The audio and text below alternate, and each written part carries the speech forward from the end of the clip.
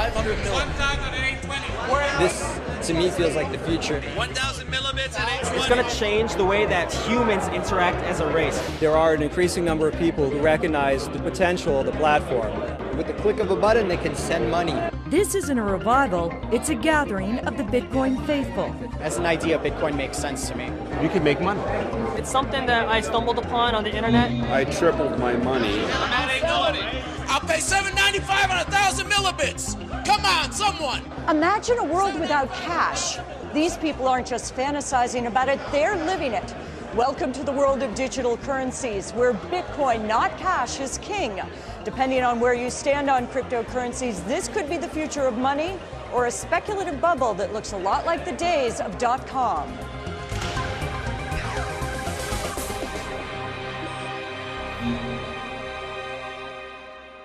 Behind the Bitcoin uprising, a belief Bitcoin will disrupt the global financial system, giving consumers a faster and for now cheaper way to send money around the globe, all without the oversight of a central bank. I thought it was really interesting to see people take currency back. Your 570 bit? Bitcoin believers placing their trust in the math protecting and directing the Bitcoin system, not in God or a government. But what exactly is Bitcoin? The creation of a mysterious person or group called Satoshi Nakamoto, Bitcoin can be difficult to understand. It's a digital currency created by computers and stored online. You can't hold it in your hand.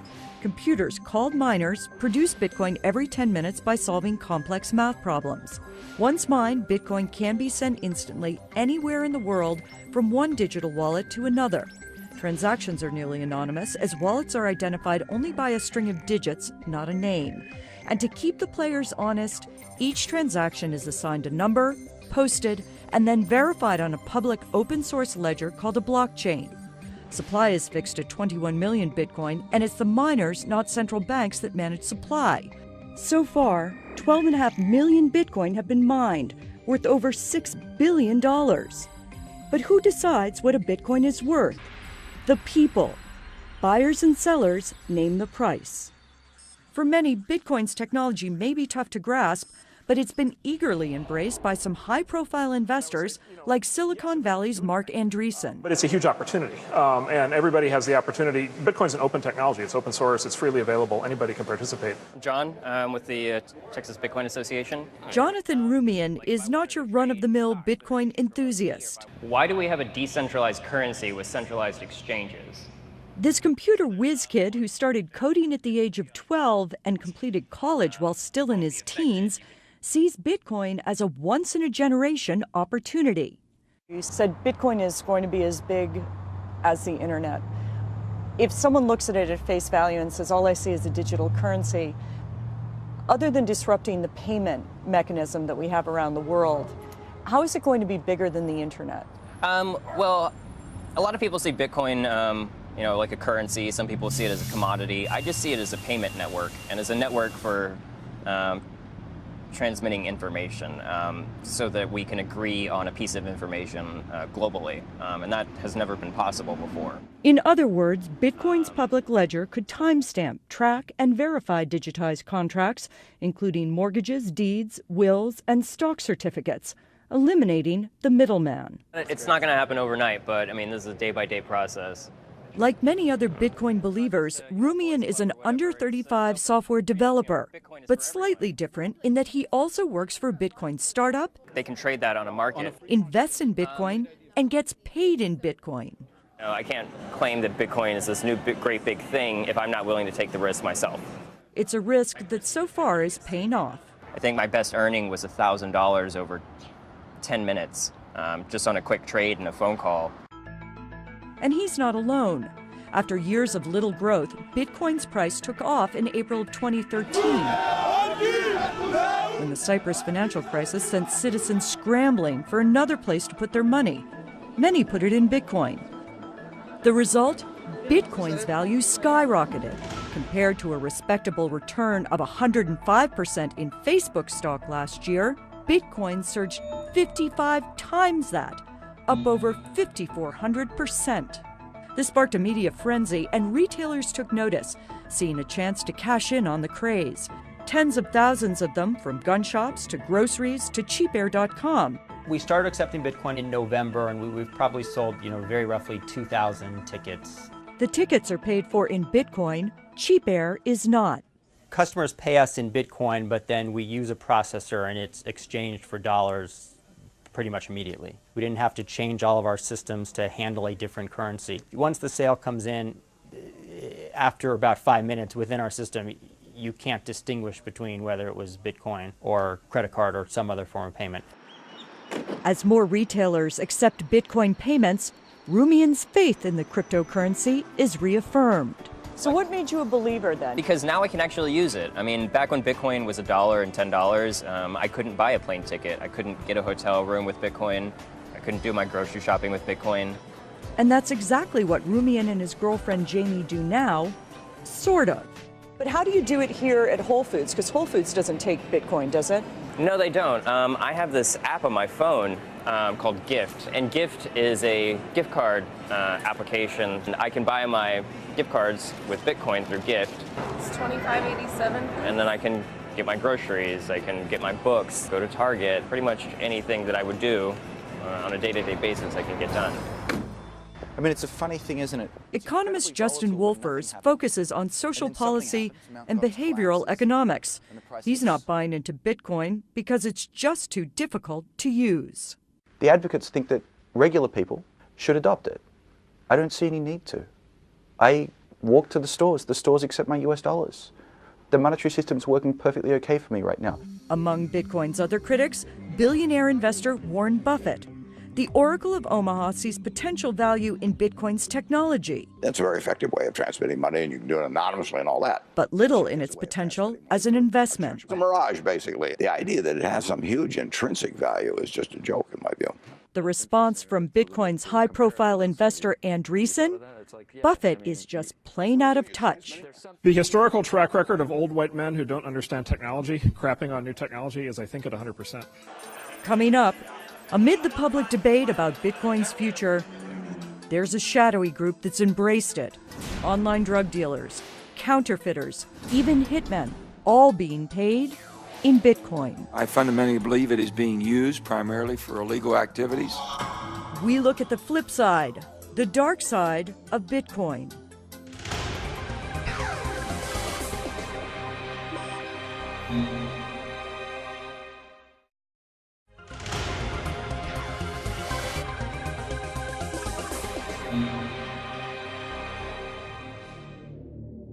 In the last year, Bitcoin's grabbed headlines, as much for the meteoric rise in its price as for its link to the online underworld and crimes, including fraud, Ponzi schemes, and outright theft. The dark web is full of vendors who accept only, exclusively Bitcoin. Former Assistant U.S. Attorney Danya Perry is talking about an online haven for criminals that's rarely seen by everyday users of the internet. The dark web shining unwanted light on Bitcoin last fall, when the Fed shut down the notorious online black market bazaar called Silk Road. Over a 2.5-year period, it allegedly sold $1.2 billion worth of cocaine, LSD, fake credit cards, licenses, and other illegal goods, all paid for with Bitcoin. Silk Road was really the prototype. I believe I've heard the statistic that 20% of all narcotics transactions over the past, say, 2 years were conducted through Silk Road.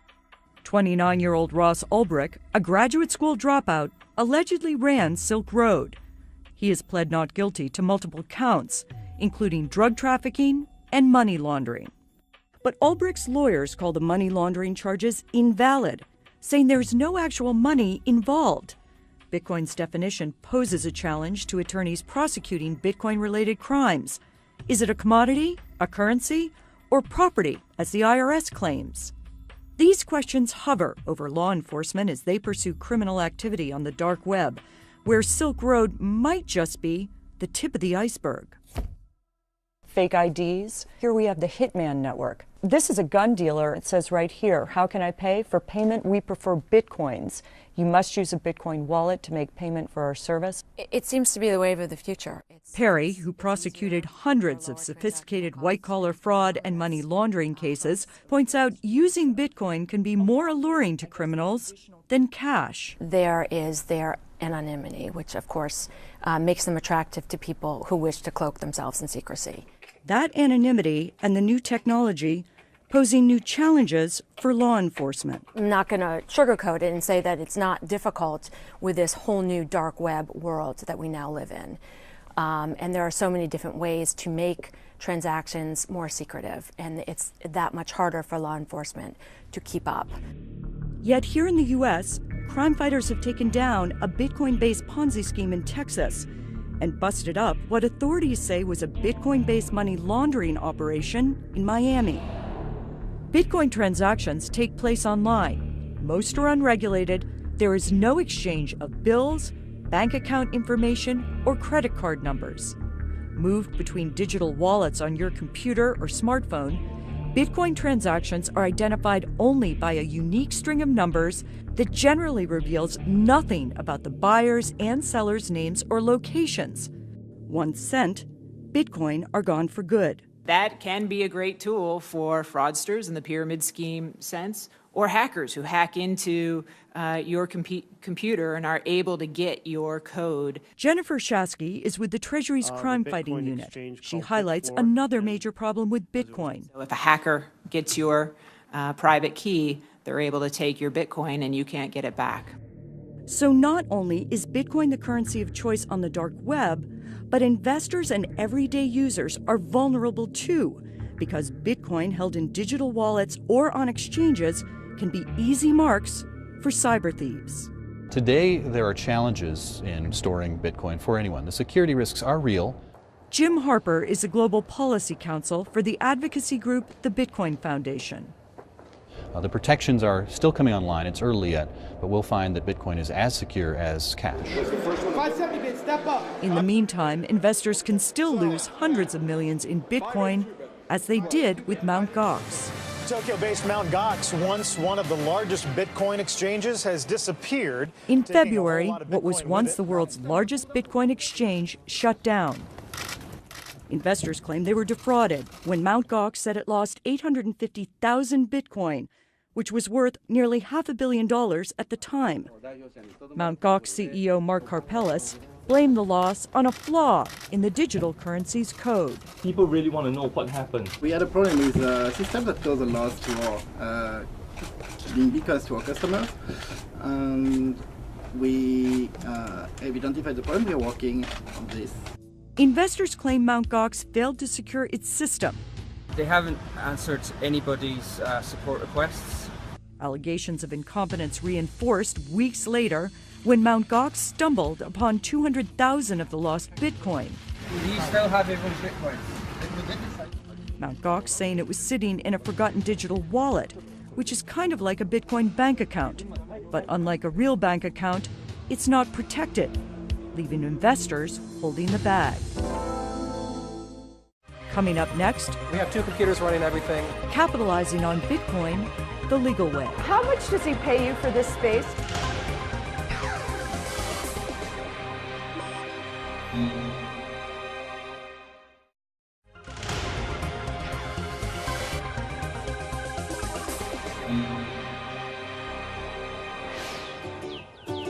When the lights go on in the Vidido household, it's time to rise and shine. There's some more eggs. You could have eggs if you want. And mine for Bitcoin. Is there a reason it's better in the basement as opposed to up on the main floors? It's less of a nuisance to the family because it's very loud. 31-year-old Steve Vidido first heard of Bitcoin 2 years ago. A friend of mine said, this is crazy and I'm all in.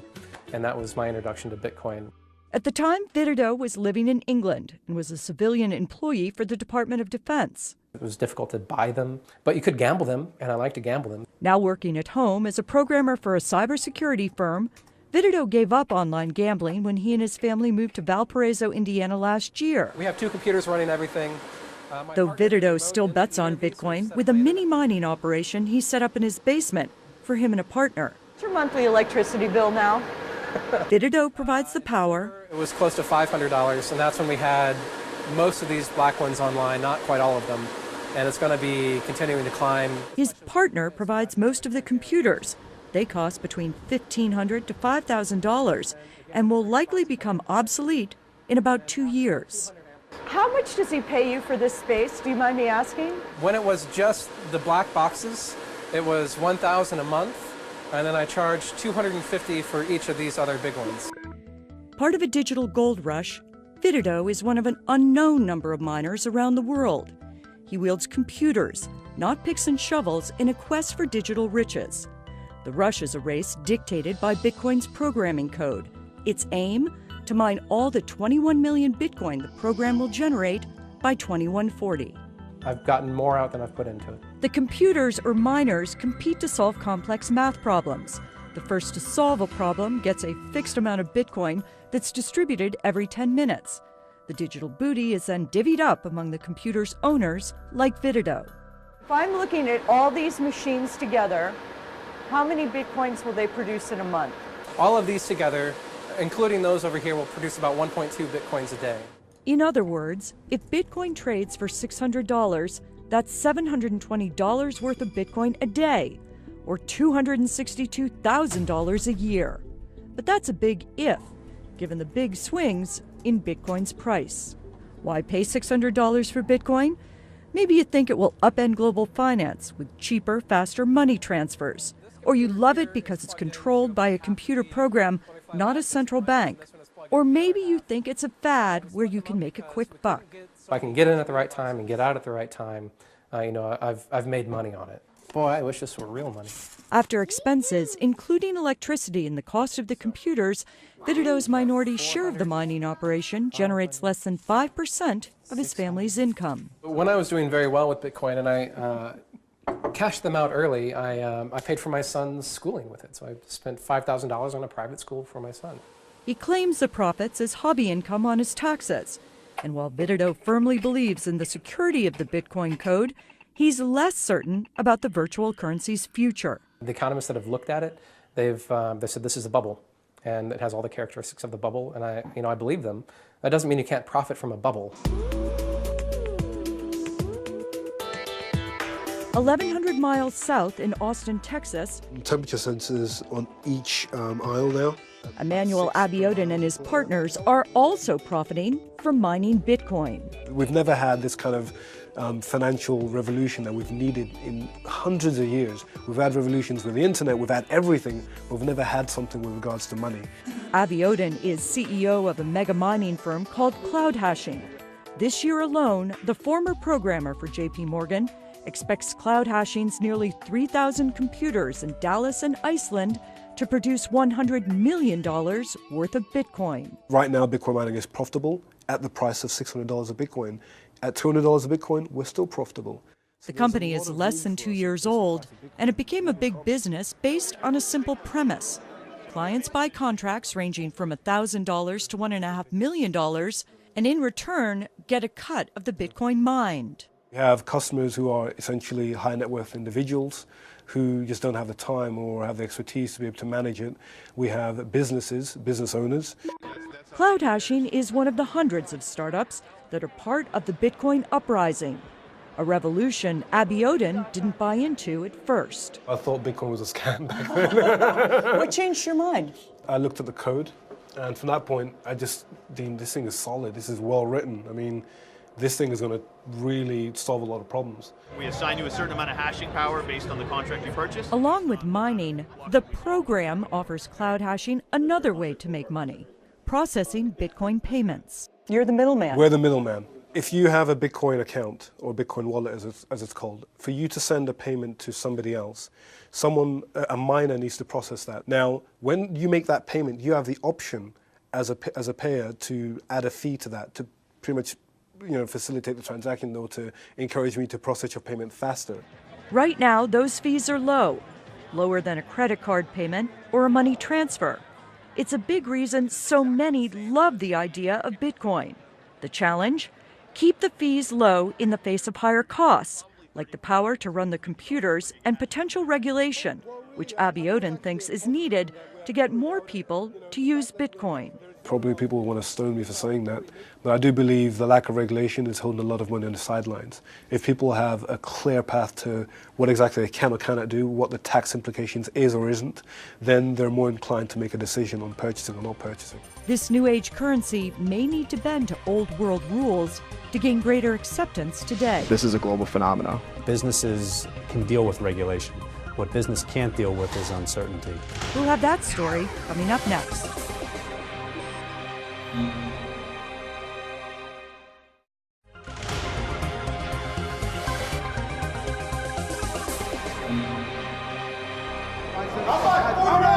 Bitcoin at 560. Anybody selling? It does not meet the test of a currency. As a currency, it's beautiful. It's not a store of value. It's a great store of value. There is a battle waging, and Barry Silbert, a Bitcoin investor, is on the front line. His mission? Open a Bitcoin exchange and do it fast. As Wall Street and financial institutions look to get involved in the space, they really need to be able to tap into an exchange that's set up in a way that is known and trusted to them. Silbert's moving fast because Bitcoin's price has skyrocketed. $5.95 bid. With over $6 billion worth of Bitcoin out there, investors are buying in, and businesses like Silbert's want to help them grow their stash and spend their riches. I believe that this is the year of Wall Street with Bitcoin. Silbert earned his street cred as CEO of Second Market, an online platform that trades illiquid assets. More recently, he and his partners launched the Bitcoin Investment Trust, a kind of Bitcoin mutual fund for high net worth clients. In the 4 months since launch, the BIT's assets under management have grown to over 70,000 Bitcoin, which is approximately $60 million at today's price. Now he's set his sights on opening the first regulated Bitcoin exchange here in the U.S., even though regulation isn't always welcome in the world of Bitcoin. Regulation gives some people a sense that they're in a secure environment, but to others, regulation signals that the environment is unsafe. Jim Harper advocates for the Bitcoin Foundation, where he juggles the conflicting agendas of the Bitcoin faithful. On one hand, he represents the interests of entrepreneurs like Silbert. I used to think that government intervention or incumbent banks pushing back was going to stifle the growth and the innovation, and actually I'm seeing quite the opposite. On the other hand, Harper must defend the interests of investors like Mike Robinson, who bought into Bitcoin because there is no regulation. I'd say the threat comes more from governments. Bitcoin's mysterious creator never intended a government to get involved. It's Bitcoin's programming code that controls supply, not a central bank. Payments are made anonymously, quickly, and can be sent anywhere around the world without a middleman like a bank. I'm concerned other countries are ahead of the curve by already issuing regulations to protect their citizens. So what are governments doing? China bans banks from dealing in it. Russia bans it outright. Iceland and Vietnam say it's illegal. Japan says it's not a currency. Germany taxes some Bitcoin transactions, and Brazil will regulate it. In the U.S., it will be taxed as property. The Federal Reserve simply does not have authority to supervise or regulate Bitcoin. The Federal Reserve may be on the sidelines, but the head of New York's Department of Financial Services is not. When it comes to virtual currencies, let's admit it, regulators, all of us, are in new and somewhat uncharted waters. Ben Lawsky is at the forefront of Bitcoin regulation here in the U.S., holding hearings with the Bitcoin community and working on new laws so Bitcoin businesses can prosper in his state. Lawsky sees Bitcoin's promise. Potentially can significantly reduce fraud, like credit card fraud, because you don't have a third-party intermediary for these transactions taking your personal data. It can potentially bring the costs of transactions way, way down. Lawsky also sees its peril. We have to really be on our toes in terms of making sure it doesn't become a safe haven for terrorists and money launderers. The people who can eventually really get upset with it will be governments. Jamie Dimon is the CEO of JP Morgan. It's one of the country's largest banks. He doesn't think Bitcoin could survive if it's subjected to the same anti-money laundering rules as his company. That will probably be the end of them. And those are fighting words to the people behind the Bitcoin uprising. When people in positions of high authority, people who are very successful in the status quo, question Bitcoin, That's actually sort of a form of encouragement to the Bitcoin community because we see a different world in the future. How long do you think it's going to take? Between 10 and 50 years is what I'm thinking. And the fact that Bitcoin got a lot of interest in the early years doesn't tell us how long it's going to take to adopt. Ultimately, Bitcoin's future probably lies in your hands, not those of its early adopters. Will its promise of faster transactions, lower fees, and freedom from central bankers be enough to convince all of us that a cashless society and virtual currencies like Bitcoin are the way of the future? I'm Mary Thompson. Thanks for watching.